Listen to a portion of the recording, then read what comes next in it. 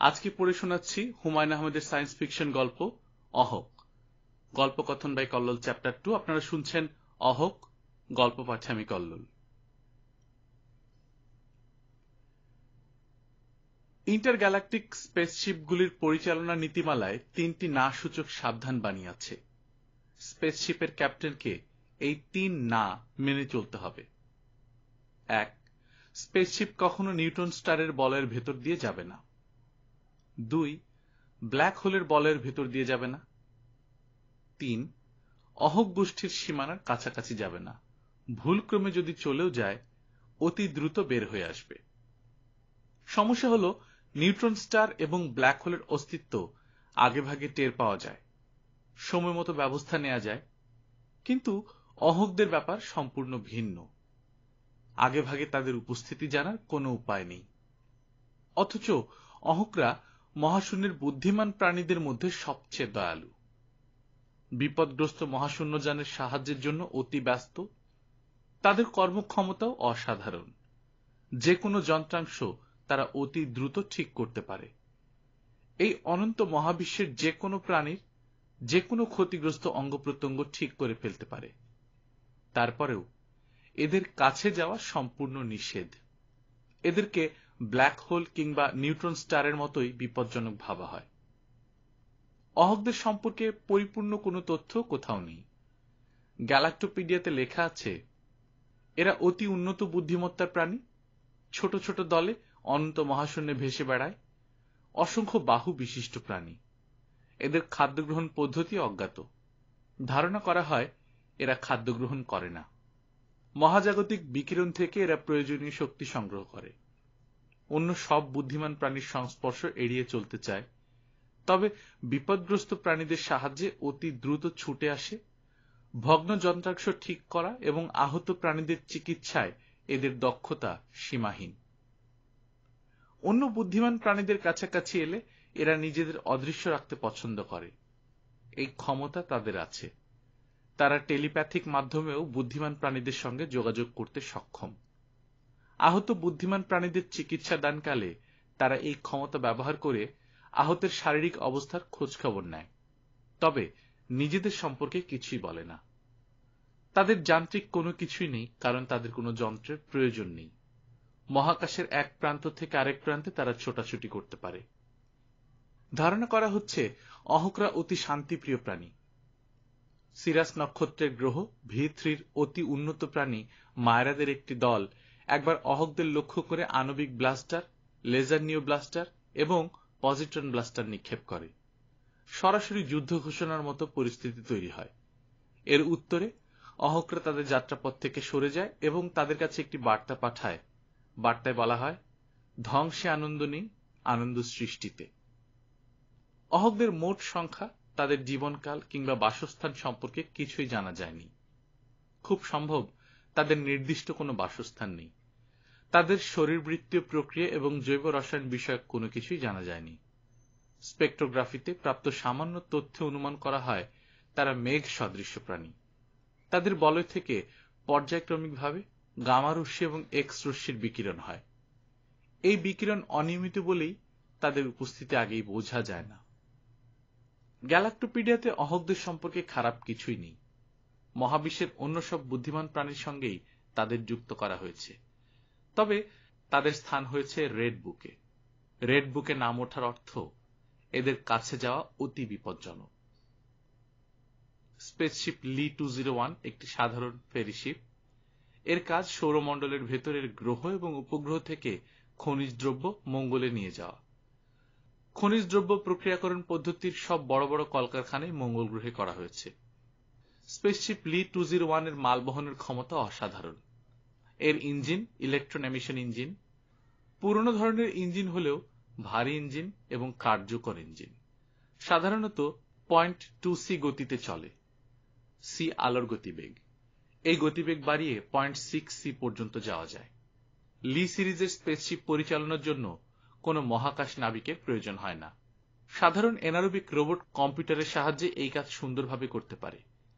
তবে লি সিরিজের 200-র উপরের নাম্বারশিপে অবশ্যই একজন মহাকাশ নাবিক লাগে, কারণ এই সিরিজ তৈরি করা হয়েছিল মিল্কি ওয়ে গ্যালিয়ামের ভেতরে মাইনিং করার জন্য। ইলেকট্রন এমিশন টেকনোলজি ছাড়াও এই জাতীয় মহাকাশযানে হাইপার স্পেস জাম্পের ব্যবস্থা আছে। 200 সিরিজের এটি দ্বিতীয় মহাশূন্যযান। প্রথমটি লি 200 মহাশূন্যে বিধ্বস্ত হয়েছিল। বিধ্বস্ত হবার কোনো কারণ জানা যায়নি।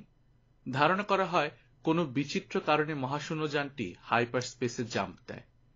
সেট কোঅর্ডিনেট না থাকায় চিরদিনের জন্য সেটা হারিয়ে যায়। 1000 টন গ্যালিয়াম ধাতু নিয়ে মহাকাশযান লি 201 বৃহস্পতির একটি উপগ্রহ থেকে মঙ্গলের দিকে রওনা হয়েছে। কন্ট্রোল প্যানেলে যে বসে আছে তার নাম নিম। বয়স মাত্র 27। মেয়েটি 3 মাস আগে মহাকাশযান পরিচালনার সার্টিফিকেট পেয়েছে। তবে ট্রেনিং পিরিয়ড এখনো শেষ হয়নি। তাকে 1000 ঘন্টার একা ফ্লাইং টাইম সংগ্রহ করতে হবে। নিম এখন পর্যন্ত সংগ্রহ করেছে 221 ঘন্টা। আজকের ফ্লাইট শেষ হলে আরো 11 ঘন্টা যুক্ত হবে। নিমের চোখ কন্ট্রোল প্যানেলের দিকে। তাকিয়ে থাকার কোনো অর্থ হয় না, অটো পাইলটে দেয়া আছে। আর মাত্র 38 মিনিট 11 সেকেন্ডে সে পৌঁছে যাবে মঙ্গলের উপগ্রহ ডিমোসের পাশে। ফিক্সড অরবিট নিয়ে অপেক্ষা করবে মঙ্গল অবতরণ অনুমতির জন্য। সেখানেও কিছু করতে হবে না, সবই অটো পদ্ধতিতে হবে। এই কাজের জন্য মহাকাশ নাবিকের প্রয়োজন নেই। সাধারণ মানের একজন এনারবিক রোবটই যথেষ্ট। নিমের পাশের আসনে যে রোবটটি বসে আছে সে সাধারণ মানের নয়। যে কোনো মহাকাশযান সে চালাতে পারে।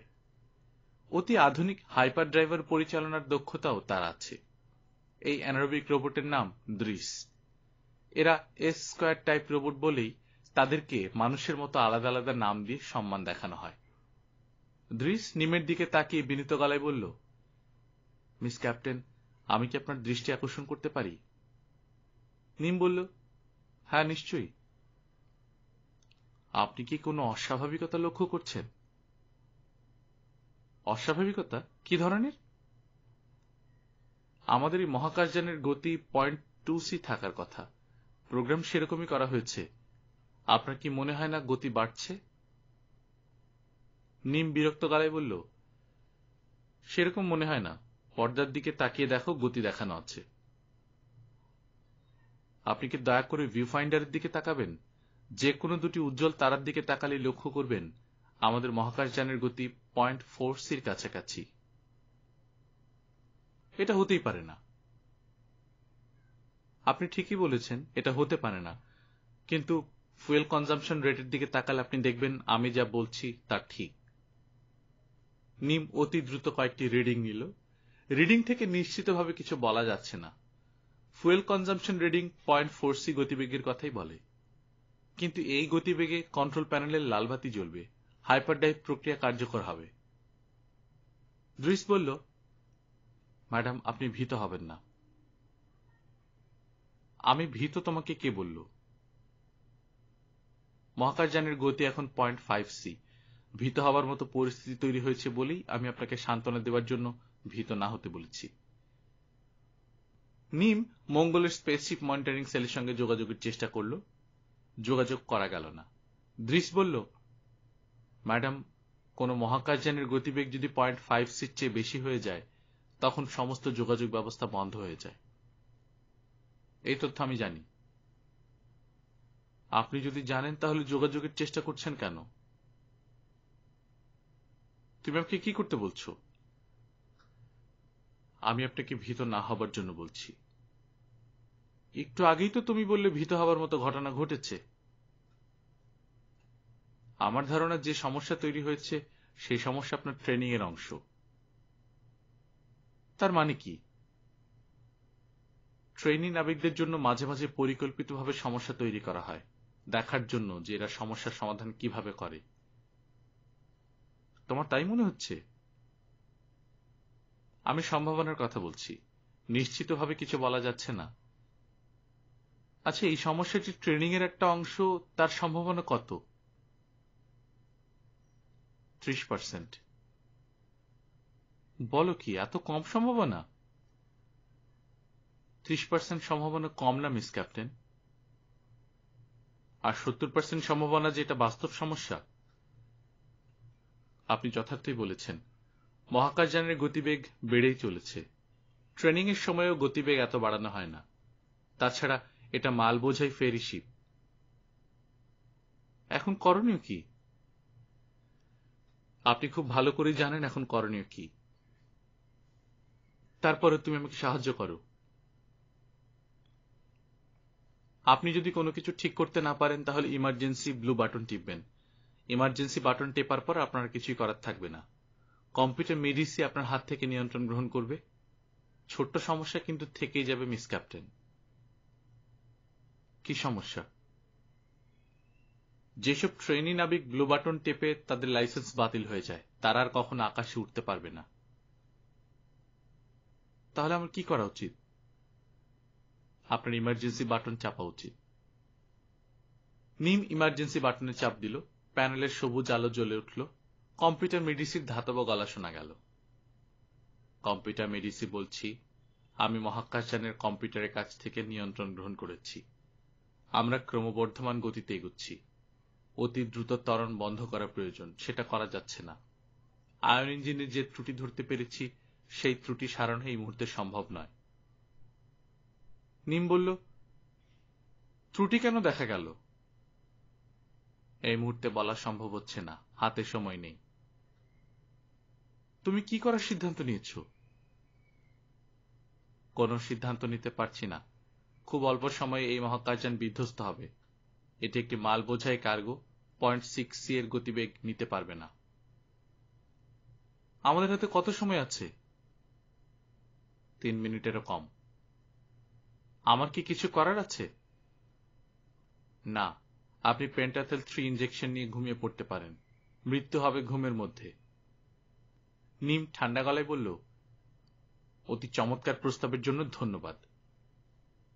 নিমের কথা শেষ হবার সঙ্গে সঙ্গেই বিস্ফোরণ হল, ভয়াবহ বিস্ফোরণ। অহকদের ছোট্ট একটা দল দ্রুত কাজ করছে। তাদের কাজ যিনি তদারক করছেন, তারা তাকে মহান শিক্ষক নামে ডাকছে। কাজের প্রতিটি পর্যায়ে তারা মহান শিক্ষকের সঙ্গে কথা বলছে। এমন হচ্ছে একসঙ্গে সবাই কথা বলছে। মহান শিক্ষক একই সঙ্গে সবার কথার জবাব দিচ্ছেন। মহান শিক্ষক বললেন, তোমরা কি আনন্দ পাচ্ছ? একসঙ্গে সবাই বলল, আমরা খুবই আনন্দ পাচ্ছি। আমরা কেন বেঁচে আছি? আনন্দের জন্য বেঁচে আছি। আমরা কেন বেঁচে থাকব? আনন্দের জন্য বেঁচে থাকব। মৃত্যু কি? আনন্দের সমাপ্তি। তোমরা যে মেয়েটির শরীরবৃত্তীয় ক্ষতি ঠিকঠাক করছো, সে কোন সম্প্রদায়ের তা কি জানো? জানি মহান শিক্ষক, সে মানব সম্প্রদায়ের। মানব সম্প্রদায়ের বৈশিষ্ট্য কি? বৈশিষ্ট্যহীন একটি সম্প্রদায়। তাদের শরীরবৃত্তীয় কর্মকাণ্ড অতি দুর্বল। দুর্বল বলছো কেন? এরা অক্সিজেন নির্ভর একটি প্রাণী। অক্সিজেন একটি ভারী গ্যাস। ভারী গ্যাস নির্ভর প্রাণী দুর্বল হয়। হাইড্রোজেন বা হিলিয়াম নির্ভর প্রাণীরা সত্যিকার অর্থে বুদ্ধিমান, যেমন আমরা হাইড্রোজেন নির্ভর। এর বাইরে কি আছে? এরা অতি নিম্ন শ্রেণীর বুদ্ধিহীন প্রাণীদের মতোই খাদ্য থেকে শক্তি সংগ্রহ করে, কাজেই চিন্তা বা শিক্ষার সময় পায় না। তারা তাদের সময়ের একটি বড় অংশ ব্যয় করে খাদ্য সংগ্রহ, খাদ্য পরিপাক এবং খাদ্য বর্জনে। ভালো বলেছ। এদের আর কি কি ত্রুটি আছে? এদের সভ্যতা যন্ত্র নির্ভর সভ্যতা। এরা আমাদের মতো যন্ত্রমুক্ত না। মহান শিক্ষক, আপনি বলেছেন যন্ত্র নির্ভর সভ্যতা নিম্নমানের সভ্যতা। যে কোনো বস্তুর উপর নির্ভর সভ্যতাই নিম্ন সভ্যতা। এই সত্যটি সবসময় মনে রাখবে। মহান শিক্ষক, আমরা মনে রাখব। তোমাদের কাজের অগ্রগতি বলো তো। মেয়েটি যে যন্ত্রযানে করে এসেছে সেটি সম্পূর্ণ ঠিক করা হয়েছে। যন্ত্রযানের মূল ডিজাইনে একটা ত্রুটি ছিল, আমরা সেই ত্রুটিও ঠিক করে দিয়েছি। কাজটা করে কি আনন্দ পেয়েছ? মহান শিক্ষক, আমরা খুবই আনন্দ পেয়েছি। এখন আমরা আপনার নির্দেশের অপেক্ষা করছি। কি নির্দেশ? মেয়েটি জ্ঞান ফিরে পাবার পর যেন অত্যন্ত আনন্দ পায় তার জন্য কিছু করব। তার শরীরের কোনো পরিবর্তন, তার জন্য ভালো হয় এমন কিছু? অবশ্যই করবে। আমরা উপকারী সম্প্রদায়। আমাদের কাজ দুর্বল সম্প্রদায়ের উপকার করা, তাদের ত্রুটি দূর করা। অতি দুর্বল বুদ্ধিমত্তার প্রাণীরা নিজেদের ত্রুটি ধরতে পারে না। মেয়েটির কোন কোন ত্রুটি সারাবার কথা ভাবছ? সে মহাকাশযান চালক। মাত্র দুটি হাতে এই জটিল মহাকাশযানের সমস্ত বোতাম এবং চক্রের উপর নিয়ন্ত্রণ থাকে না। আমরা তাকে আরো বাড়তি দুটো হাত দিতে চাচ্ছি। খুব ভালো প্রস্তাব, দাও। হাতের আঙুলের সংখ্যা 5টির জায়গায় 10টি করে দিতে চাচ্ছি। এটিও ভালো প্রস্তাব, করে দাও। মানব সম্প্রদায়ের পেছনে কোনো চোখ নেই। পেছনে চোখ না থাকার কারণে সে পেছনে দেখতে পারে না। পেছনে দেখার জন্য তাকে সমস্ত শরীর ঘুরিয়ে পেছনে তাকাতে হয়। আমরা ভাবছি তার পেছনে একটি চোখ দিয়ে দেব। জায়গাটা ঠিক করেছ? ঘাড়ে দিতে চাচ্ছি। দাও, ঘাড়েই দাও। তবে একটি চোখ না দিয়ে দুটা চোখ দাও ঘাড়ে। মানব সম্প্রদায় সবসময় দুটা চোখ ব্যবহার করে এসেছে। সেখানে হঠাৎ করে পেছনে একটা চোখ তার পছন্দ নাও হতে পারে। ঠিক আছে মহান শিক্ষক, আমরা পেছনেও দুটা চোখ দিয়ে দেব। আর কিছু কি ভাবছ? আপনার অনুমতি পেলে আরেকটা ছোট্ট পরিবর্তন করা যায়। কি পরিবর্তন? মানব সম্প্রদায়ের গায়ের চামড়া সবচেয়ে দুর্বল। আমরা কি একটা ধাতব আবরণ দিয়ে দেব? না, তার প্রয়োজন দেখি না। চামড়া দুর্বল হলেও সে স্পেস স্যুট পরে। এটি যথেষ্ট মজবুত। গায়ের চামড়া ছাড়া বাকি পরিবর্তনগুলি করে দাও। মহান শিক্ষক, বলো। মেয়েটি যখন তার শরীরের পরিবর্তনগুলো দেখবে তখন সে খুবই আনন্দ পাবে। অবশ্যই আনন্দ পাবে। মেয়েটির আনন্দের কথা ভেবেই আমাদের আনন্দ হচ্ছে। আনন্দ মানে বেঁচে থাকা। আমরা বেঁচে আছি। তোমাদের সবার কাজে আমি অত্যন্ত সন্তুষ্ট। ধন্যবাদ মহান শিক্ষক। নিমের মহাকাশযান মঙ্গল গ্রহের দিকে ছুটে যাচ্ছে। তার জ্ঞান ফিরেছে কিছুক্ষণ আগে। সে হতভম্ব হয়ে তার 4টি হাতের দিকে তাকিয়ে আছে দৃশ। নিম চোখ তুলে ছায়ার দিকে তাকালো। দৃশ বলল, মিস ক্যাপ্টেন, আমাদের দুর্ভাগ্য আমরা ভয়ঙ্কর অহকদের হাতে পড়েছিলাম। নিমের চোখ দিয়ে পানি পড়ছে। সে এখনো জানে না তার ঘাড়েও দুটা চোখ আছে। সেই চোখ দিয়েও পানি পড়ছে। দৃশ বলল, মিস ক্যাপ্টেন, কাঁদবেন না। আপনার জন্য একটি ভালো সংবাদ আছে। নিম ফোপাতে ফোপাতে বলল, কি? আপনার ঘাড়ে যে দুটি চোখ আছে সেই চোখ দুটা আসল চোখের চেয়েও অনেক অনেক সুন্দর। গল্পকথন বাই কল্লোল চ্যাপ্টার 2 তে আপনারা শুনছিলেন হুমায়ুন আহমেদের সায়েন্স ফিকশন গল্প অহক। আমরা নিয়মিত গল্প পাঠ করে শোনাচ্ছি। আপনারা যারা প্রথমবারের মতো শুনছেন কাইন্ডলি সাবস্ক্রাইব করে নেবেন। নিজে ভালো থাকবেন, আশেপাশের লোকজনকে ভালো রাখবেন। টাটা।